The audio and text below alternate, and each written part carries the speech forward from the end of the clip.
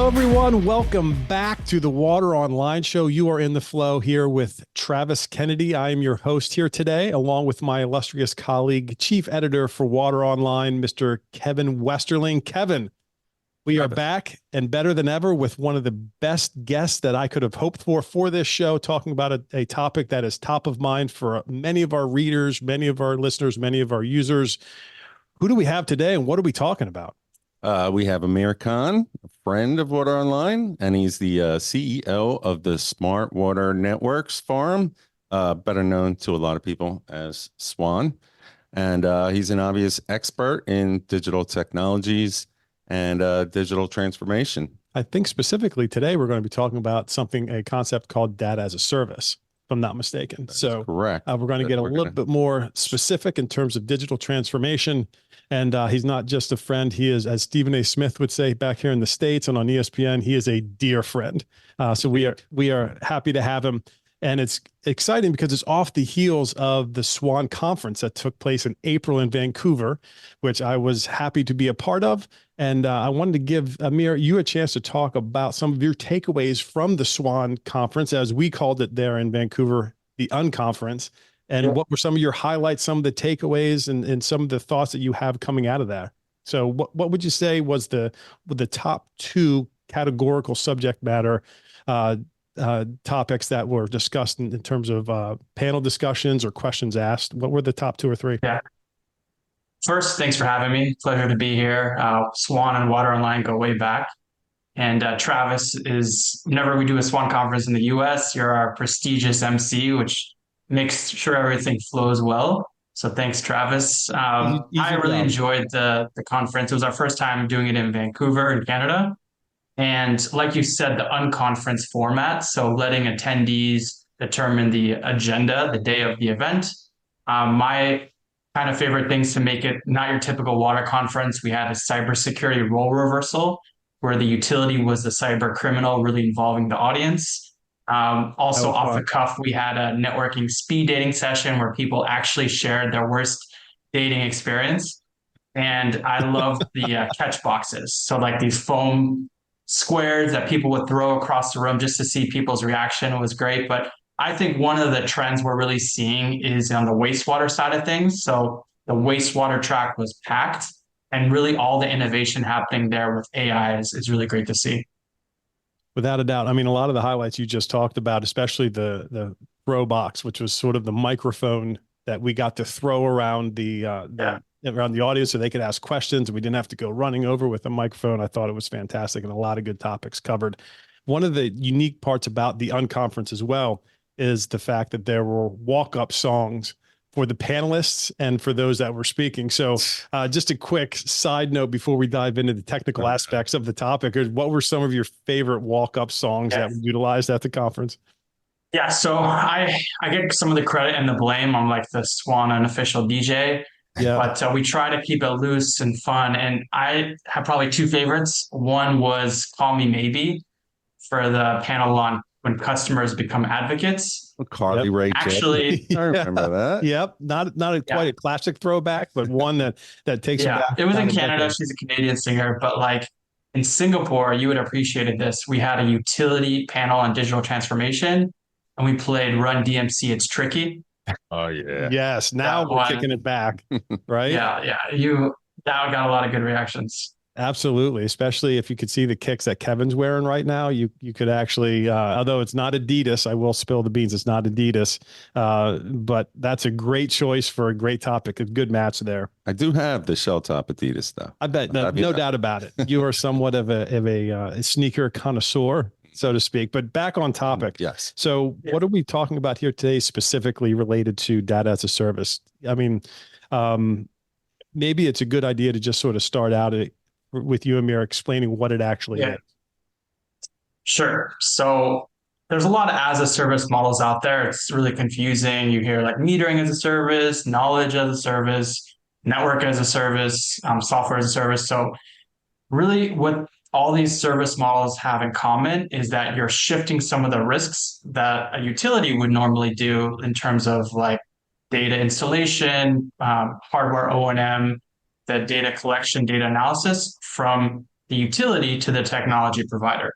So it's really different from a traditional model way of doing things. So typically with like a hardware utility would buy everything up front, then often use it like past its warranty.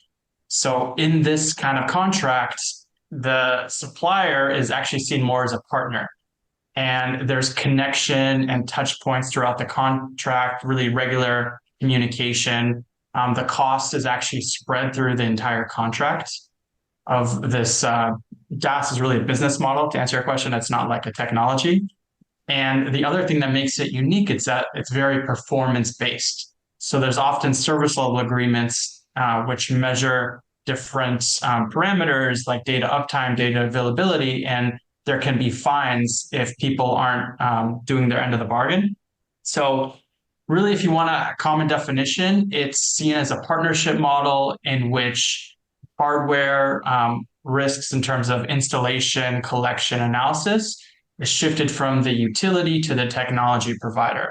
And the utility only pays for the final results that they're looking for. And those results can mean a lot of different things. It can mean just getting the data itself. It can mean summary reports or predictive analytics. But what makes DaaS different than SaaS is that DaaS providers are often like going in the field, getting their hands dirty. So they're the ones who are installing the equipment, making sure it's calibrated correctly. Does that make sense? Like there's, without a doubt, it's really like a business model that I think is really taking off. it's a good distinction to make, right? So it's not basically a commodity based thing. It is actually a business model, as you alluded to, that is a partnership. And the fact that you can spread the cost of it over time, as well as be able to see how the partnership evolves with personnel showing up to make sure that the service is working exactly how it was intended to. It really is a partnership versus a bought and sold commodity. So that was a good distinction to make. Yeah. And with the understaffing that a lot of utilities are facing, that can probably be very helpful. I'm wondering, is it available, or is it suited for any type of water utility, or is there a certain type of water utility that should be into this? Great question. So really it can apply for many different applications, water, wastewater. And you would think it makes sense for like a utility that doesn't have the manpower to do it themselves. They would need that extra help. But actually some of the most advanced utilities in the world, like DC Water or PUB, they actually prefer this model because there's a saying like the more you know, the more you outsource. So they know exactly the cost of doing things, and they can have a technology provider do that for them who can scale more easily. So you touched on something there, and I want to make sure that we don't gloss over it. And it relates to the actual need. So whenever an innovative technology or partnership or thought comes into a marketplace, it's all based around what the actual needs of that industry are. So with that being said, what do you see as the need for DaaS in the water sector specifically? All right, so let me give you like an outside example. Maybe that will help. So we love outside examples on this. Yeah, let's do it. Let's color the picture here. All right, let's take a step back. Let's look outside the water sector, and you think of some of the most innovative companies you can think of, like Netflix, Spotify, Airbnb. Mm-hmm. And what do all these companies have in common? They changed their sector's purchasing model. How you buy CDs, how you listen, watch movies, where you stay when you go abroad. And all these things were met with really strong resistance when they came out. Like people were saying, well, what do you mean I'm not going to own my DVDs? What do you mean I'm going to have to stay in a hotel room? No one's going to make my bed. And now, like, we wouldn't do it any other way. Yep. And I think you can relate that to DaaS as well. So it's really hard to change business as usual. But we're not talking about CDs. We're talking about water, which is a public good. You need that conservation, that kind of inherent restraint.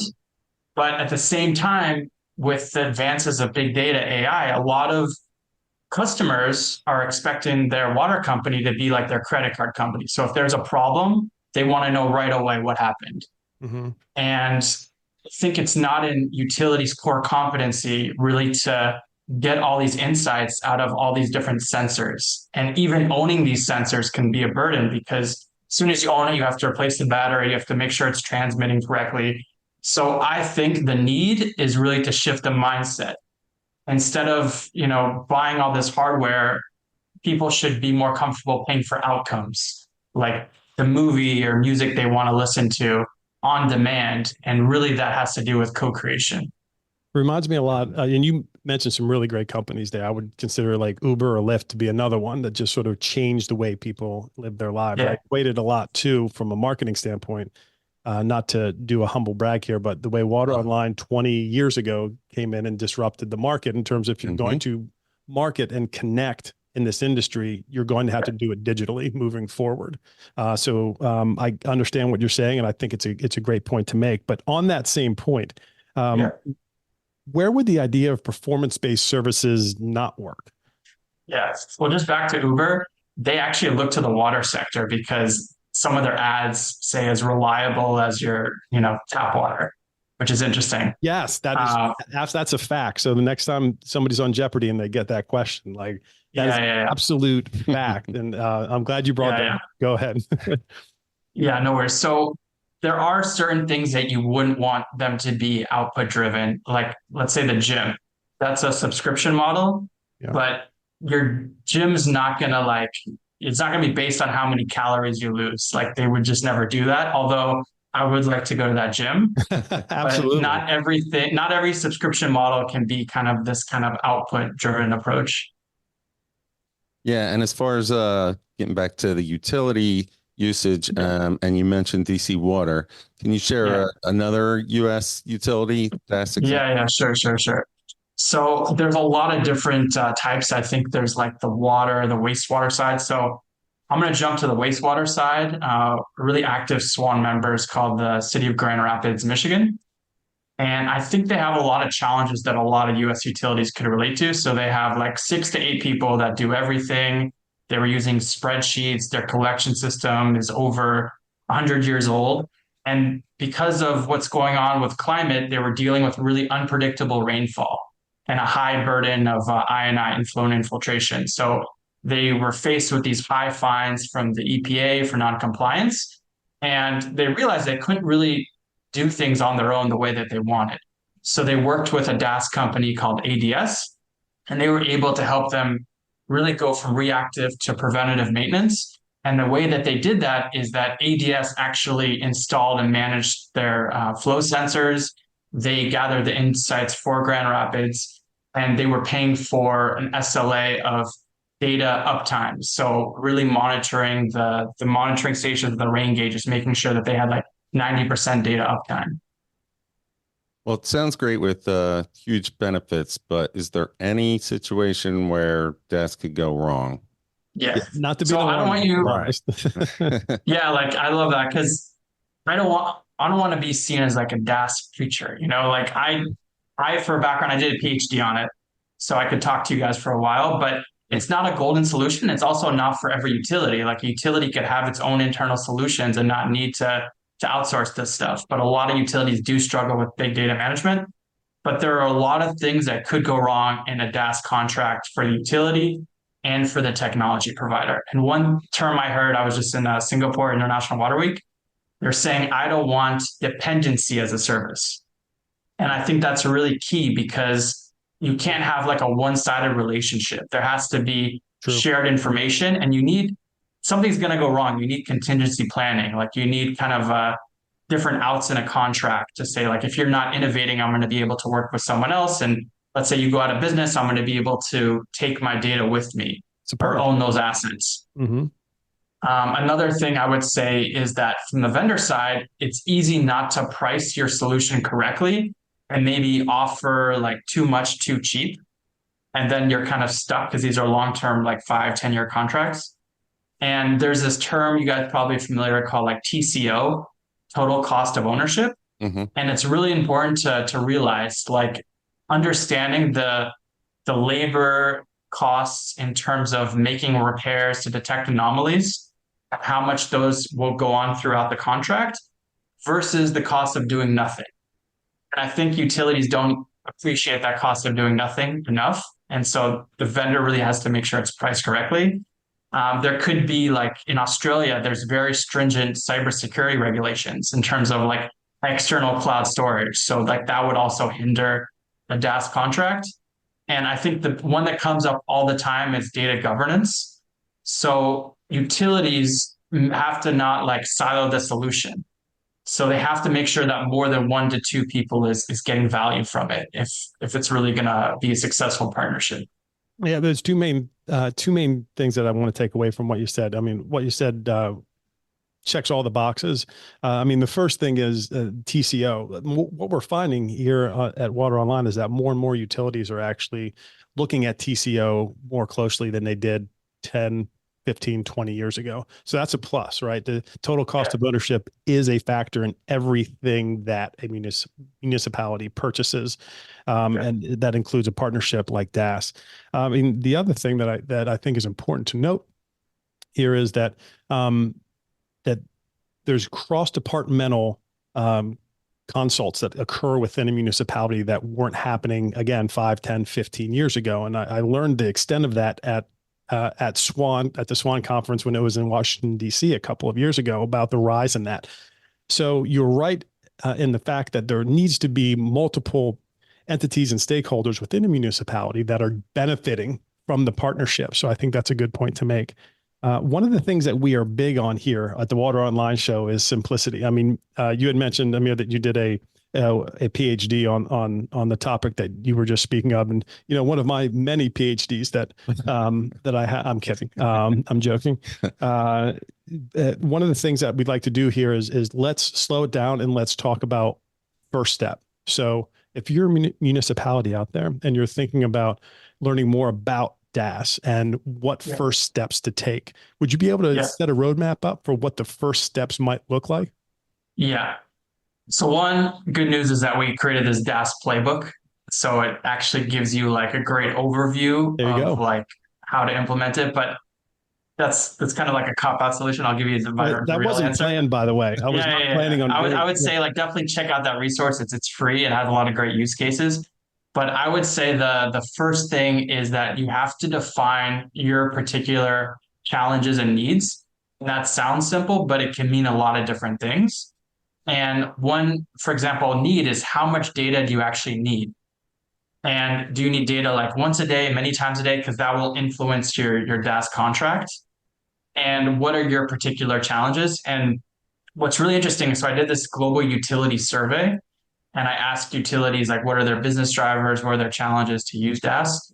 And one really interesting takeaway is that once a utility uses this for one application, let's say like smart metering, they're like 50% more likely to use it for another application like water quality monitoring. Wow, how about because that? They see the value of the model. Right. So I think it's really about understanding what your particular needs are and then understanding the market and talking to other utilities, understanding different use cases. Like people ask me, because I've now been in the sector for like 11 years, and I think good advice is that you're not limited to your backyard. Right. You can also, there's so many like global solutions, startups like in Europe, all over that are really accessible, and finding out more about those is really key. Without a doubt. And on that same note, before we let you go, we know you're busy.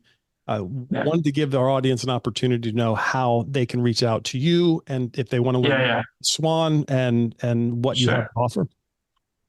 Yeah. So you can share my email afterwards. It's amirc@swan-forum.com. I'm really open to talking. We have a whole DaaS community of practice. So we have quarterly calls where we hear different topics and have different presenters. It's really open. Like I'll give you some cool topics. We had one on like you don't own me, on like data ownership. Yeah, I love the music tie-in. Sassy. Yeah. Yeah. Right. You gotta make it creative. People have like Zoom fatigue. Right. But then we had like a battle of IoT networks, which was like a royal rumble of like people representing like NB-IoT, LoRa, Sigfox, like duking it out. Almost like a Survivor Series. Rumble. But I think that, SWAN's a great resource to check out. So we're the leading global hub for the smart water sector, but we have a lot of great use cases, different reports on also smart metering, energy efficiency. So I definitely recommend checking out the SWAN website, but also happy to follow up with people directly. Without a doubt. Amir, I want to personally thank you for coming onto the show here today and giving our audience your expertise. For all of those that are watching, listening, that are out there in our audience, I know that I don't want to speak for them, but I do know them well enough to say that they greatly appreciate the knowledge, the input, the information, and the direction moving forward. So Amir, thank you very much for the time. Yeah, thanks for having me. Thanks, Amir. Can't wait to have you back. And for all of those listeners, watchers, and audience members out there of the Water Online Show, we appreciate you spending your time here with us today, and we will see you next time.